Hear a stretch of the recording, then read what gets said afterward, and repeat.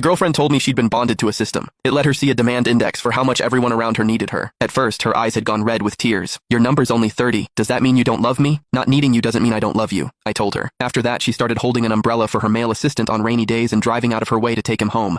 When I asked why, she brushed it off. Don't overthink it. His number was just high, so I figured he needed the help. Then I came down with a fever and took to my bed, and she chose to go shopping with him instead. Your number's low, but his side is more urgent. Let me finish helping him first, then I'll come look after you. She shut the door behind her. I closed my eyes for a moment, then picked up my phone. Mom, I'm coming home alone this new year. I didn't know how long I'd been asleep. Thirst finally woke me. I heard the fingerprint lock click open behind me, but I didn't turn around. Kimberly Nickel came in wearing house slippers and stopped a few feet behind me. How are you feeling? You didn't answer any of my texts. I said nothing. She stepped closer and reached for my forehead, but I caught the sharp, woodsy scent of Gary Yock's cologne clinging to her and turned my face away. Her hand dropped. Right, she said coolly. With a number like yours, what could possibly be wrong? Her eyes drifted upward, hovering somewhere above my head again. My throat felt raw. Can't you just turn my number off? Can't you look at me just once without it? She'd told me once that the system could be switched off. Kimberly didn't answer. She set a bag on the coffee table. Something for the fever. Use it. I crouched beside the table, my hands shaking slightly as I worked at the knot. Then she added, Gary got it for you. He heard you weren't feeling well and picked it up on the way. Be nicer to him. He's a good kid and he barely started working. Inside were ibuprofen, cold medicine, cooling patches, and 2 slips of paper. One was a pharmacy receipt.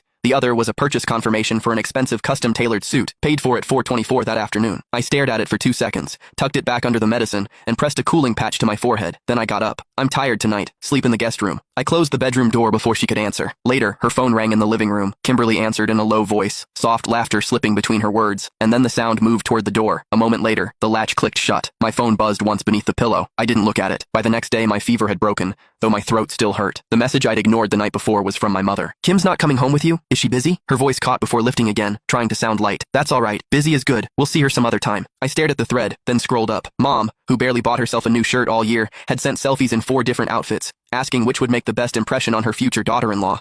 She'd also sent photos of pot roast. Ever since Kimberly mentioned she liked it, Mom had been making it over and over.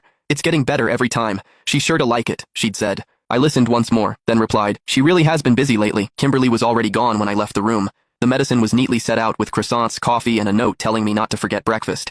It had been a long time since she'd bought breakfast for me herself. Ever since the system appeared, it felt like meeting my needs had become a waste because my number was low. The food was stone cold. I heated it and ate anyway. At the office, I saw Gary getting out of the passenger seat of Kimberly's car with a breakfast bag so hot he kept tugging at his earlobe. Kimberly locked the car, and the two of them walked into the building together without looking my way. Around noon, Gary found me in the hallway. Hey Levi, Ms. Nickel asked me to pick out gifts for your parents for the holidays. I'm worried my taste isn't good enough. Can you take a look? He handed me his phone. At the top of his chat with Kimberly, her contact name was simply Kim, with a little heart around it. Gary scrolled through page after page of gift ideas.